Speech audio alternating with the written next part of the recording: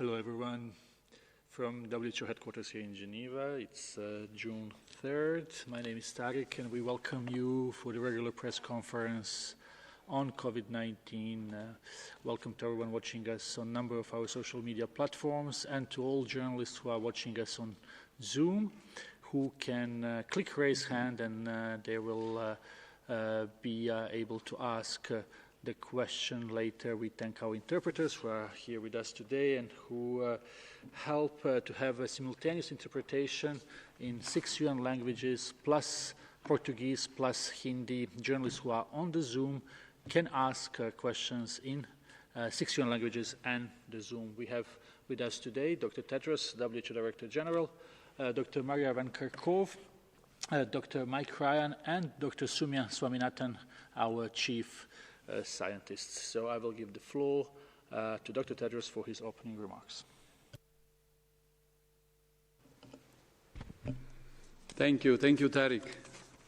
Good morning, good afternoon, and good evening. WHO is continuing to respond to the new Ebola outbreak in the city of Mbandaka in the Equator province of the Democratic Republic of the Congo. So far, 8 cases have been detected. 4 of those have died and other 4 are receiving care. To be clear, this outbreak is in the same area as a previous outbreak in 2018, which was stopped in just 3 months. However, it's on the other side of the country to the Ebola outbreak that WHO and partners have been fighting for almost 2 years in the provinces of North Kivu and Ituri in eastern DRC. The latest person confirmed with Ebola attended the burial of one of the first cases, but was detected in the town of Bikoro, 150 kilometers away from Mbandaka. This means that 2 health zones are now affected. Today, almost 50 responders from WHO and partners arrived in Mbandaka, plus 3,600 doses of Ebola vaccine and 2,000 cartridges for lab testing. The government is now sequencing the virus to see whether or not it's related to a previous outbreak. This is an important reminder that even as WHO focuses on responding to COVID-19 pandemic, we continue to monitor and respond to many other health emergencies. More than 100,000 cases of COVID-19 have been reported to WHO for each of the past 5 days. The Americas continues to account for the most cases. For several weeks, the number of cases reported each day in the Americas has been more than the rest of the world put together. We're especially worried about Central and South America, where many countries are witnessing accelerating epidemics. We also see increasing numbers of cases in the Eastern Mediterranean, Southeast Asia, and Africa, although the numbers are much smaller. Meanwhile, the number of cases in Europe continues to decline. Yesterday saw the fewest cases reported in Europe since the 22nd of March. WHO continues to work through our regional and country offices to monitor the pandemic, to support countries to respond, and to adapt our guidance for every situation. WHO continues to provide the world with new and updated technical guidance based on the most up-to-date evidence. Just in the past week, WHO has released a new case report form for suspected cases of multisystem inflammatory syndrome in children, operational guidance on maintaining essential health services, guidance on controlling the spread of COVID-19 at ground crossings, planning recommendations for mass gatherings, a protocol for surveillance of infections among health workers, ethical considerations for the use of digital technologies in tracking COVID-19, and updated guidelines on the clinical management of patients with COVID-19. This is an update of the guideline we published in March. It includes a COVID-19 care pathway, which describes the steps followed by a patient from screening to discharge to ensure delivery of safe and quality care while stopping onward transmission. WHO continues to train millions of health workers all over the world to apply our guidance. Our openwho.org online learning platform has now registered 3 million enrollments for our courses on COVID-19. And we have added 2 new courses, one on decontamination and sterilization of medical devices, and another on environmental cleaning and disinfection. In total, we're now offering 12 courses in 27 languages. In the past week, we launched COVID-19 courses in Amharic, Arabic, French, Hausa, Macedonian, Odia, Spanish, and Vietnamese. As you know, last week, the executive group of the Solidarity Trial decided to implement a temporary pause of the hydroxychloroquine arm of the trial because of concerns raised about the safety of the drug. This decision was taken as a precaution while the safety data were reviewed. The Data Safety and Monitoring Committee of the Solidarity Trial has been reviewing the data. On the basis of the available mortality data, the members of the committee recommended that there are no reasons to modify the trial protocol. The executive group received this recommendation and endorsed the continuation of all arms of Solidarity Trial, including hydroxychloroquine. The executive group will communicate with the principal investigators in the trial about resuming hydroxychloroquine arm of the trial. The Data Safety and Monitoring Committee will continue to closely monitor the safety of all therapeutics being tested in the Solidarity Trial. So far, more than 3,500 patients have been recruited in 35 countries. WHO is committed to accelerating the development of effective therapeutics, vaccines, and diagnostics as part of our commitment to serving the world with science, solutions, and solidarity. I thank you. Thank you very much, Dr. Tedros, for these opening remarks. We will proceed with the questions. I would ask journalists to be short, concise, and to have only one question so we can take as many as possible, and to remind you that you can ask questions in 6 different languages and Portuguese if that is easier for you. So if we are okay, we will start with the reporter from Saudi Arabia. We have Mohammed Al-Haidar online from Riyadh News Agency. Mohammed, can you hear us? Assalamu alaikum.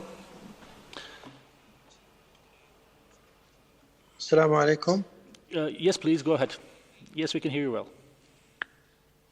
صوتي واضح؟ Yes. السلام عليكم. أول شيء شكرا على إتاحة الفرصة لنا الصحفيين في السعودية. سؤالي عن عقار الهيدروكسي كلوروكين. هناك دول أوقفت هذا العقار، وبالتالي زادت عندهم الحالات في العناية المركزة وبعض والوفيات. في المقابل هناك دول ما زالت تستخدم هذا العقار، وبالتالي انخفضت عندهم أعداد أو التعافي. تعليقكم حول هذا التباين في استخدام العقار؟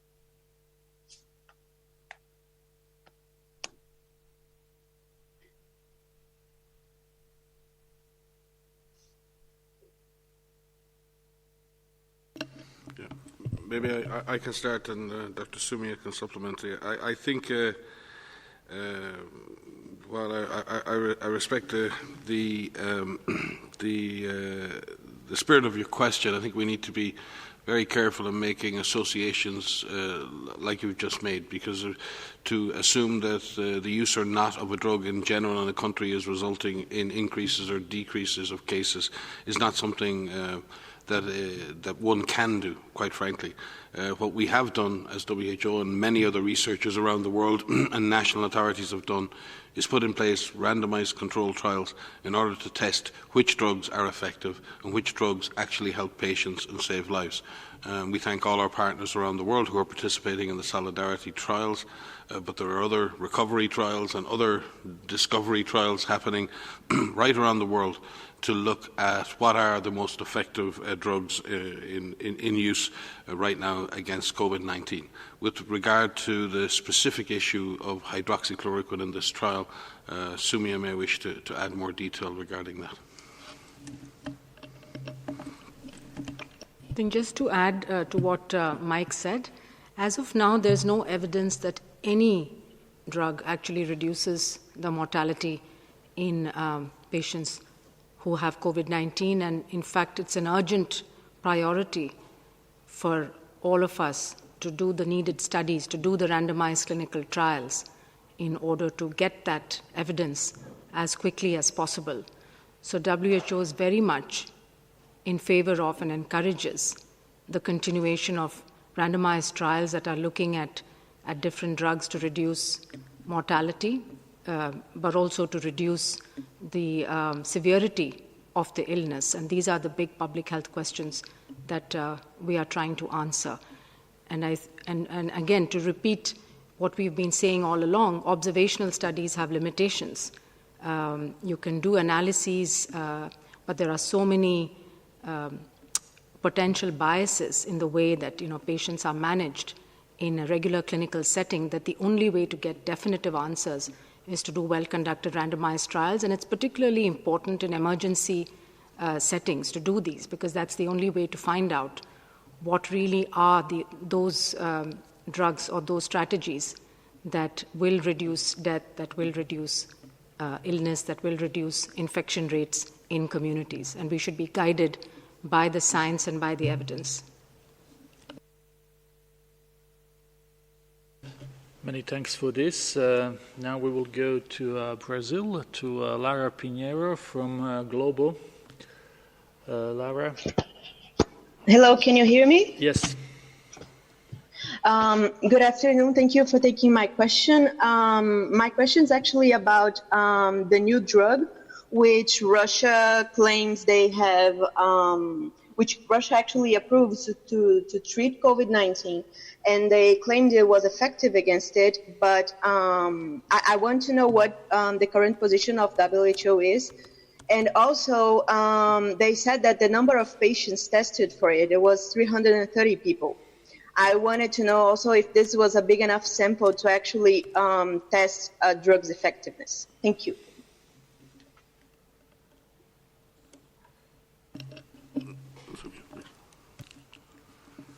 So we have received information that avifavipiravir, which is similar to favipiravir, has been tested, and that the drug that's actually been created by the Russian Direct Investment Fund in conjunction with the Chemical Diversity Research Institute will be provided in Russian hospitals very soon. It's been developed and tested in clinical trials in Russia, and we would very much like to see and would be keen to see the results of those trials, and are eager to know if there are drugs that are effective and safe for the use of COVID-19 patients. Maria or Mike might like to add anything. That's the information that we have at the moment. Thank you, Dr. Swaminathan. Next question comes from All Africa News, and we have Tammy online. Hello, Tammy. Would you be able to unmute yourself, please?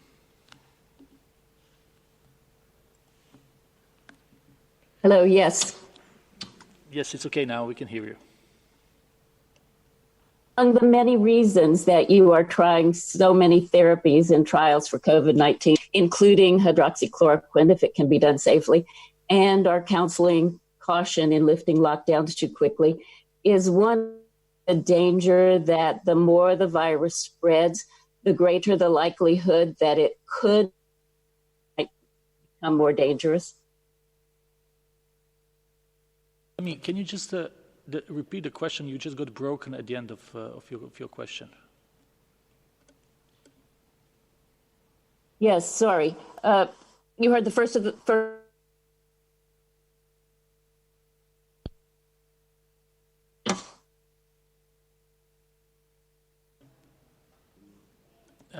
Tammy, I'm afraid we lost you. Are you still with us?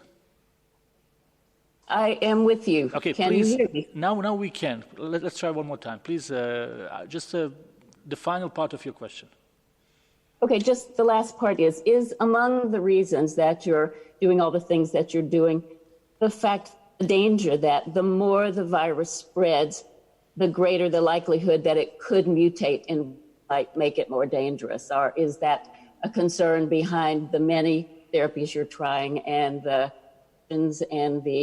advice that you're giving on various levels? Thank you very much, Tammy. We finally got the question. Thank you, Tammy, for the question. I'll start, and perhaps others would like to supplement. I mean, the first part of your question around the more the virus spreads, there's the more of a chance that it can mutate. We've been discussing here at these pressers that there's a large number of scientists and virologists who are looking at full genome sequences of the virus that are available, that are being shared by countries all over the world. There are more than 40,000 full genome sequences that are available. Some of those are available on GISAID, and some of those are available on other platforms, in which scientists are looking to see, are there changes in the virus?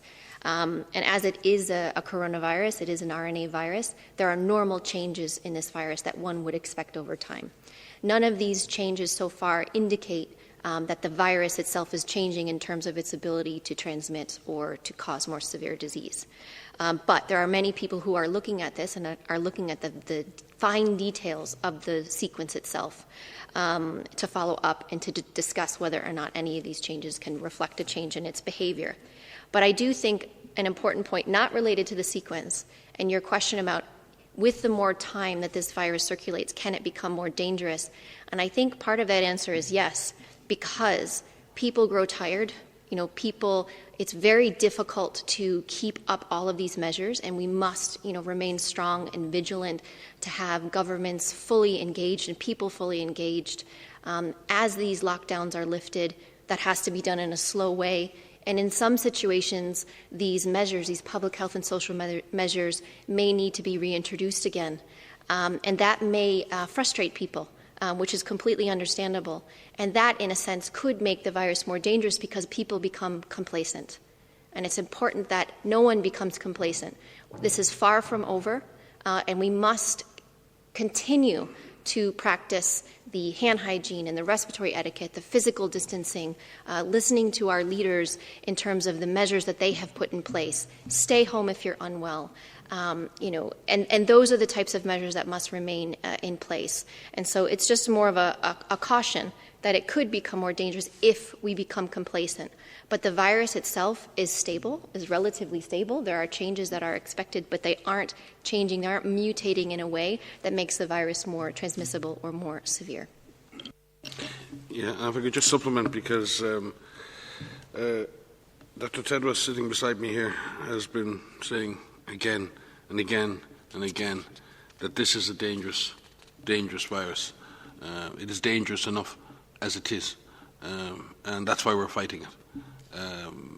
All viruses evolve. They can evolve in one direction, they can evolve in the other direction. RNA viruses do mutate more quickly or evolve more quickly because unlike us humans who live with DNA that corrects itself, our code can correct itself. RNA viruses don't have that natural error checking that goes on, and that gives them a disadvantage and an advantage. The disadvantage is they make a lot of mistakes, and many of the viruses don't thrive or survive, but very occasionally a mutation can lead to a virus becoming more effective in transmission or more virulent or less effective in transmission. And in general, in human infection, viruses tend to evolve to live with humans rather than do more damage. That would be a general process of viral adaptation, because it's not in the virus' interest to do too much damage in the host. It wants to survive. Having said that, as Maria said, the world's virologists are tracking this virus on a daily basis. To date, to my knowledge, we haven't seen any particular signal in the virus's behaviour or in its sequence that would lead us to believe that the virus is changing in its nature, is changed in its transmission dynamics, or changed in its lethality or virulence, as a virologist would call it. So in that sense, no, we're not seeing that. But we are tracking that. It's an important issue, as Maria said. But this is already a dangerous virus, and we have been saying that consistently for months now. Many thanks. We will go now to Mexico and Paulina Alcazar from Encadena. Paulina. Hello, ¿me escuchan? Sí. Gracias. Nosotros ya estamos aquí en Cancún en camino a abrir gradualmente, como comentamos la vez pasada, con las recomendaciones que nos dieron. Y queremos saber si estar en espacios abiertos y naturaleza beneficia a la no propagación del virus en espacios abiertos como lo es Cancún, Tulum, Akumal.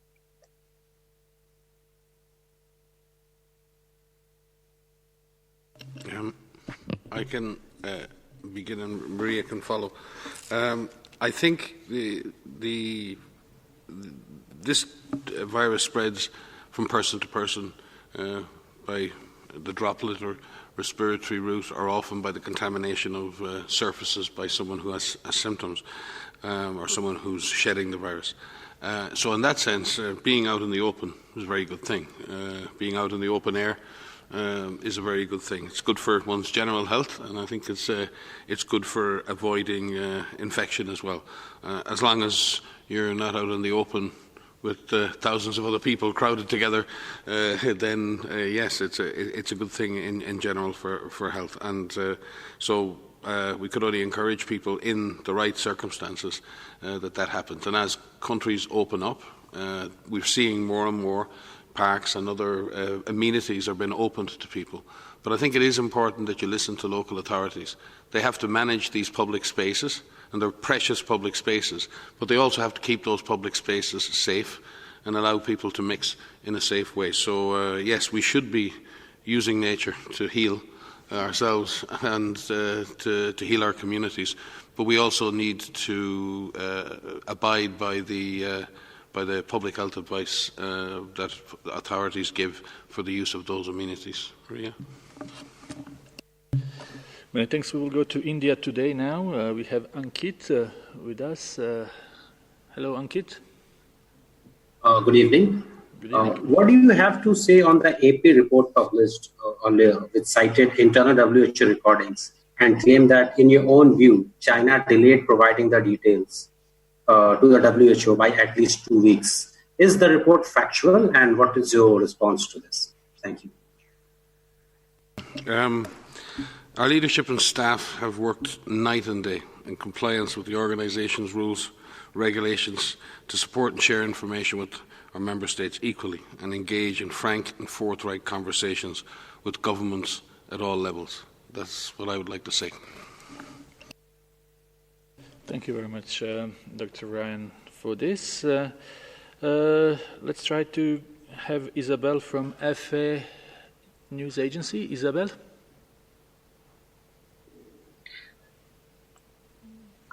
Hello, do you hear me? Yes. Gracias, Tari.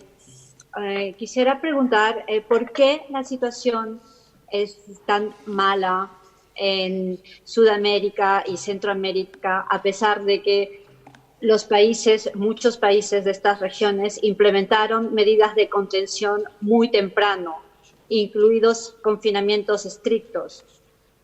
Y en relación a esto, quisiera saber, a partir de lo que sabemos del comportamiento del virus en otras regiones del mundo, ¿qué recomendarían a los gobiernos latinoamericanos para detener la propagación del virus?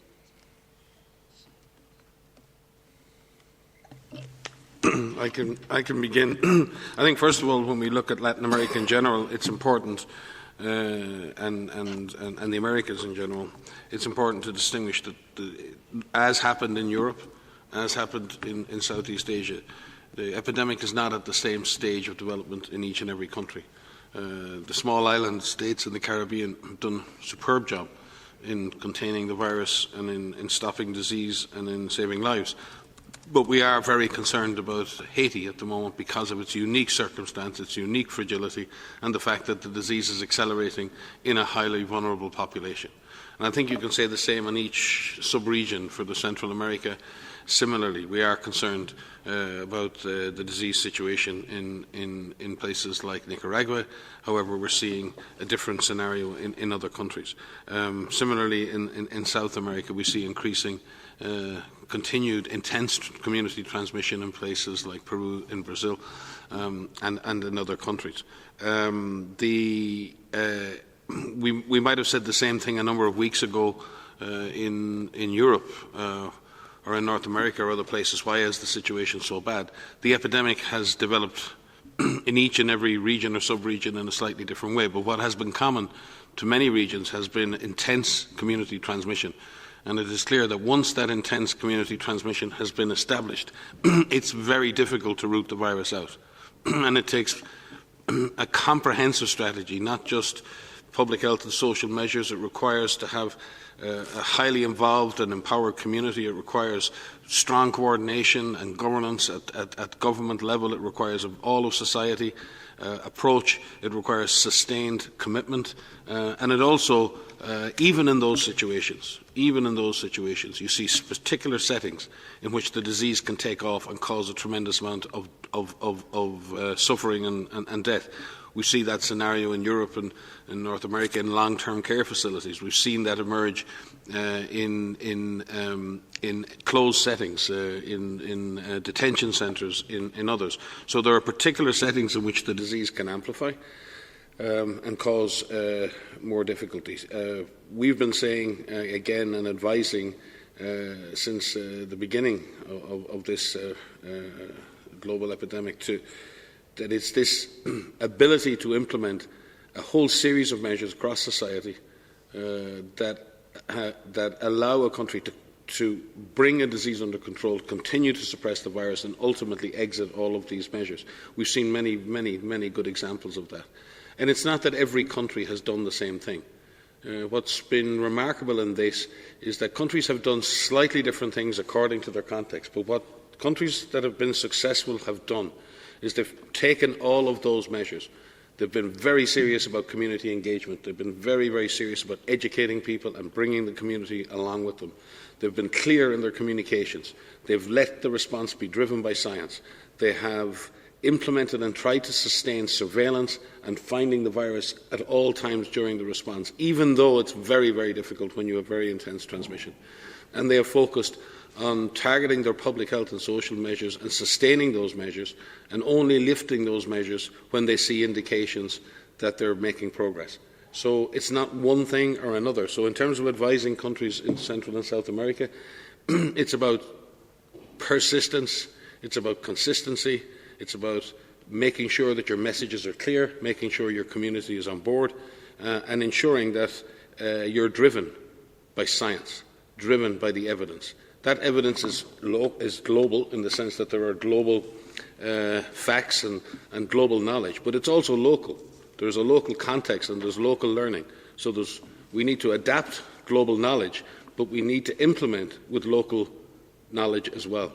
And I think countries that have matched the global science with their local knowledge, and they've been consistent and persistent in that, they're the ones that have had success. So there is no absolute recipe for success. There is no SOP. There is no algorithm that gives you success against this virus. It is a complex set of actions implemented by responsible governments, driven by science, who are prepared to sustain their action for as long as it takes to suppress and stop this virus. If I might add, just to supplement what Mike has said, that many countries in other parts of the world are exactly where countries in Latin America are right now in seeing some very intense transmission and outbreaks, and we can learn from them, and we can learn from each other. And what we've seen in many countries where the situation just seemed overwhelming, where it was unclear where exactly the virus is, it just seems like it's everywhere. What we've seen many countries do is target their efforts and prioritize their efforts to find out where's the highest concentration of this virus, where's the highest concentration of the virus itself circulating. And what we know about this virus is that it likes close contact with people. And when the public health workforce and the testing strategy focuses on closed settings and vulnerable people, and you start testing those appropriately, and you use your limited supplies and limited workforce in targeted areas, you can start to see the boundaries of where that outbreak actually is. And that really helps focus all of the efforts for the contact tracers, for your testing strategy, mobilizing your clinical care facilities to care for individuals. And it helps narrow down the problem bit by bit.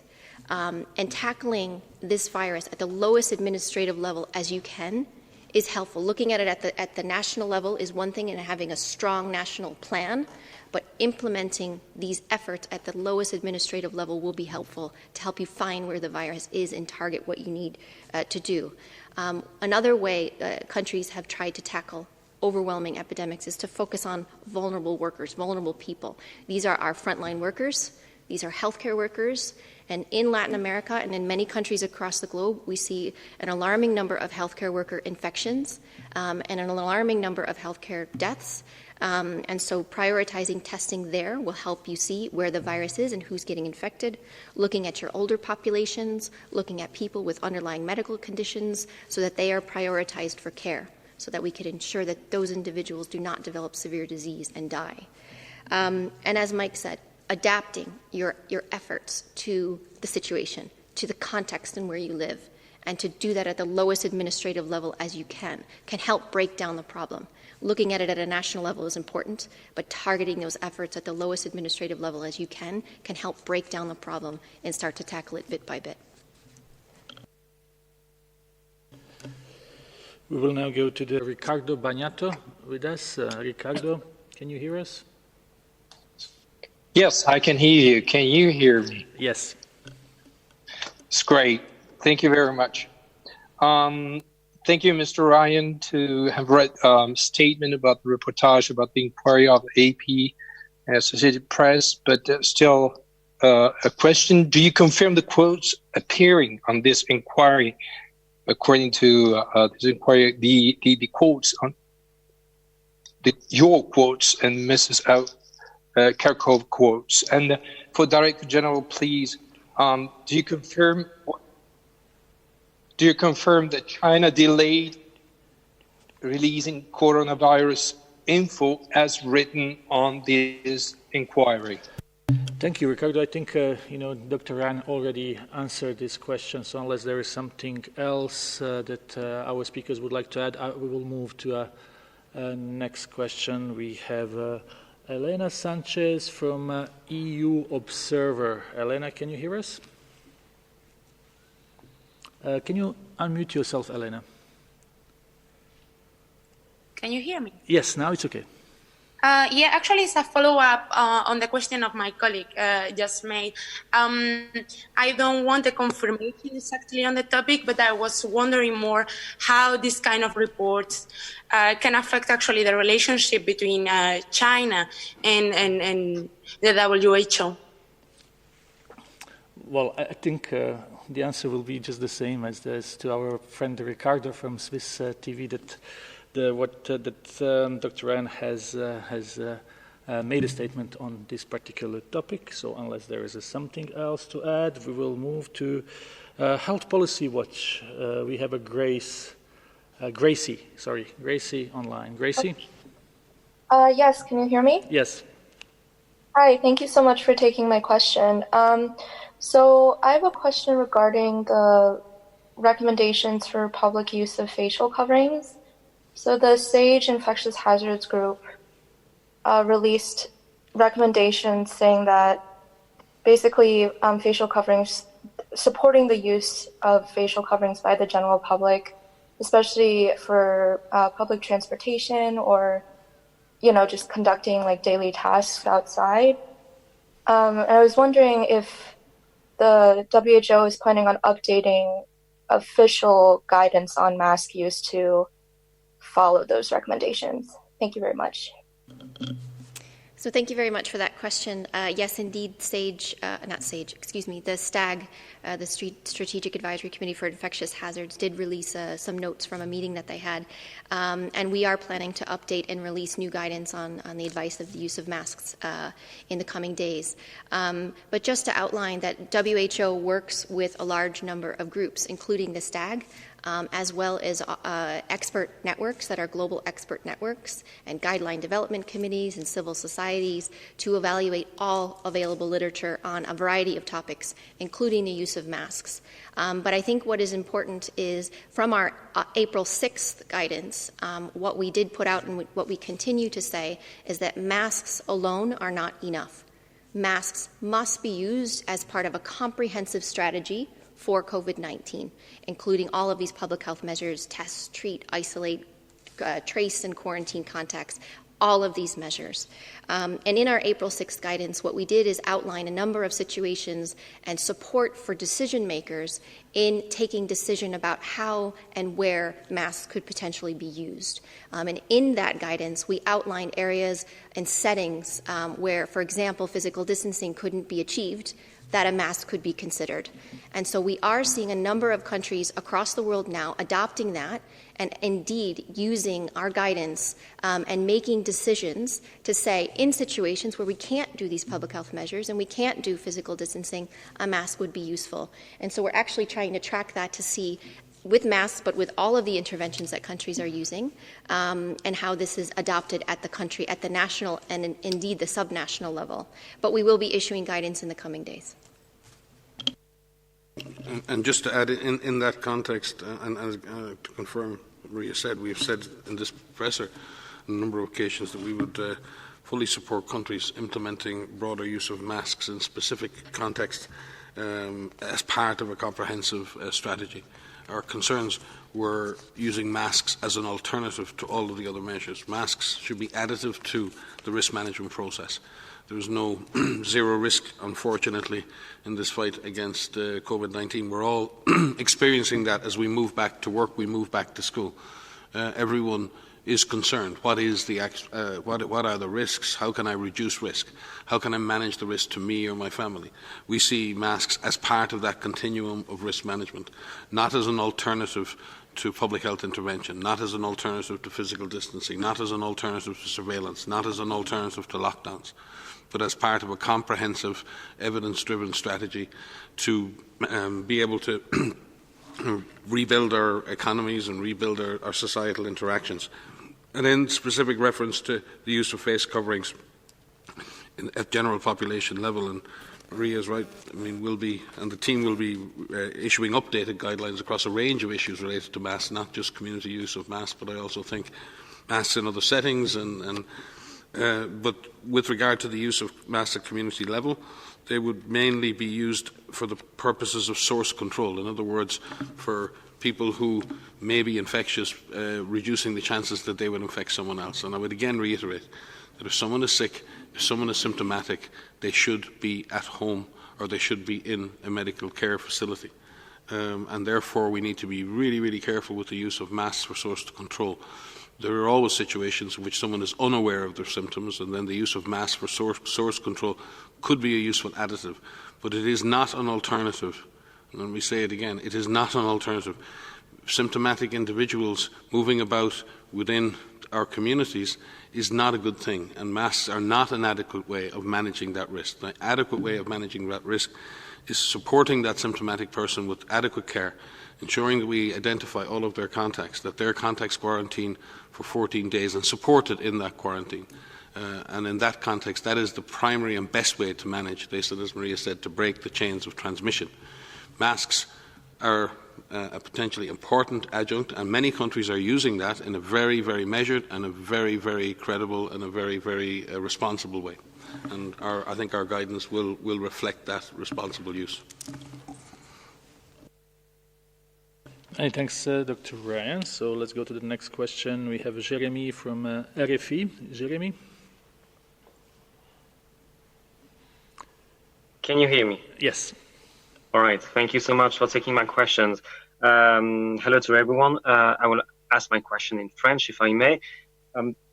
Suite à l'annonce que vous avez faite concernant l'hydroxychloroquine, le fait que vous la réintégriez dans les essais Solidarité, est-ce qu'il faut prendre ça comme un blanc-seing pour l'hydroxychloroquine, ou bien ça ne présage en rien de sa potentielle nocivité et l'OMS pourrait très bien, d'ici quelques jours, de nouveau décider de l'exclure des essais? Merci.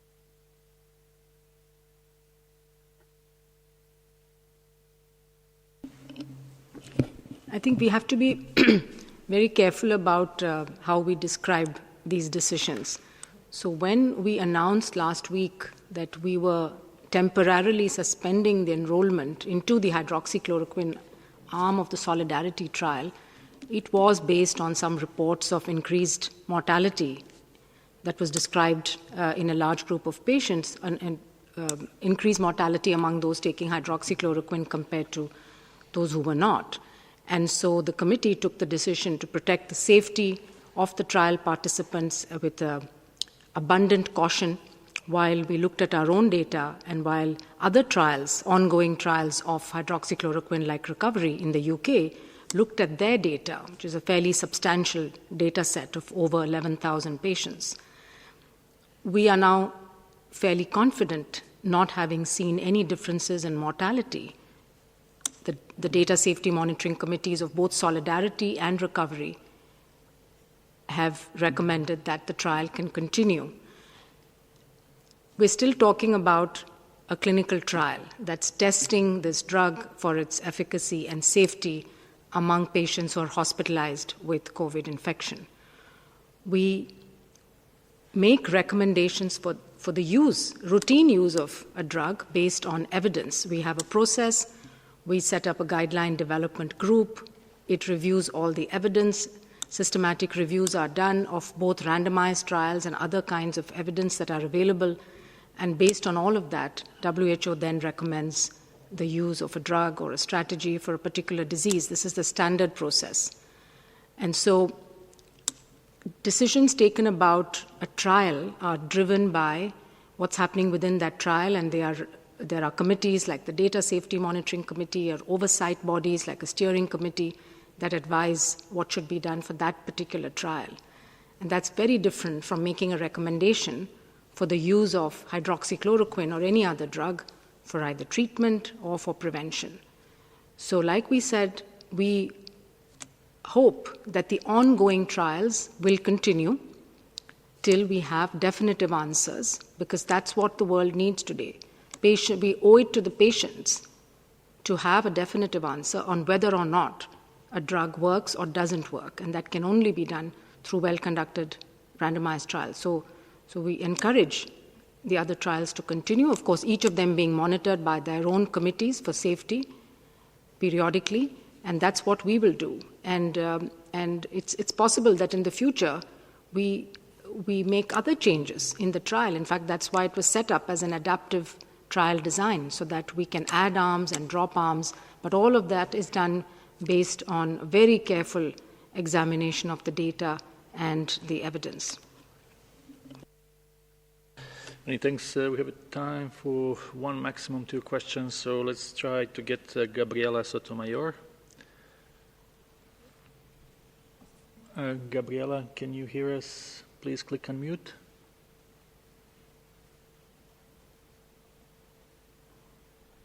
Sí. A little bit of echo, but we can hear you. Please go ahead. ¿Me oyen bien? Yes. Ok. Muchísimas gracias. Hablaban de esta situación en América Latina y yo me refiero a México, y sigue una alta mortalidad en ciudades como la de México. les quiero preguntar si piensan que la contaminación ambiental, que es muy alta en varias ciudades del país, pudiera tener algún efecto en el COVID, en la enfermedad de los pacientes, y si ustedes consideran que, por ejemplo, altas dosis de vitamina D, de Daniela, y de vitamina C pudieran ayudar a fortalecer el sistema inmunológico de las personas, pues para poder resistir esta enfermedad. No sé si ustedes pudieran comentar algo sobre esto. Muchísimas gracias.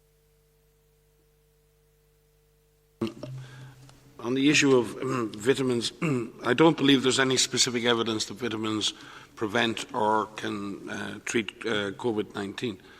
But, however, there are many things that we can do to keep our bodies healthy and will allow us to deal with any infectious disease in a more effective way.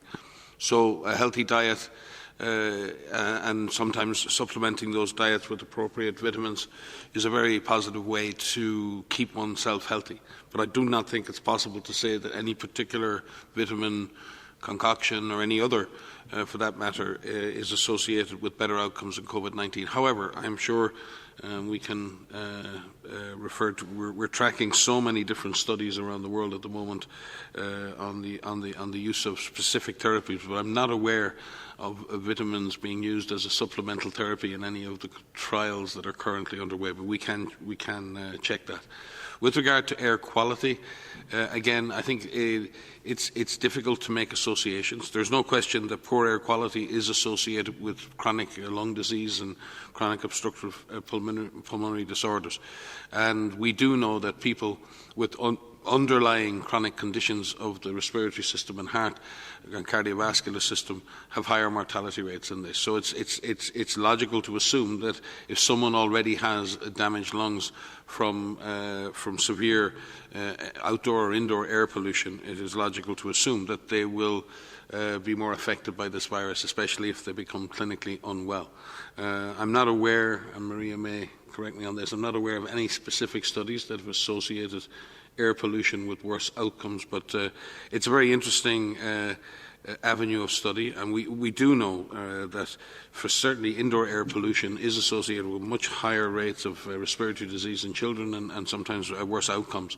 So there's no question that air pollution plays a role in both the incidence and severity of severe acute respiratory diseases. I'm just not quite sure whether this has been proven in the case of COVID-19. Maria?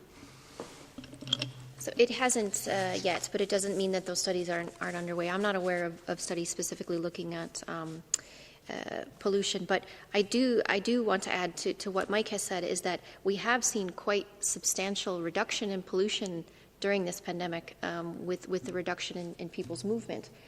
We've all seen images of the sky and in certain cities that have been quite heavily polluted. And it comes back to something the Director General has said previously, and WHO has been saying, is not only do we build back better, but we build back greener. And there's an opportunity here, to use this time to not only help our public health infrastructure and work on universal health coverage, but also to have a safer environment. Because, as Mike has said, people with underlying conditions, especially people with chronic cardiovascular disease and chronic respiratory disease, do have a proven higher risk of developing severe disease and death associated with COVID-19. So that is something we do know, and anything that puts people at an increased risk of developing those chronic conditions will put them at an increased risk for severe COVID-19 disease. Thank you. I think we will conclude here.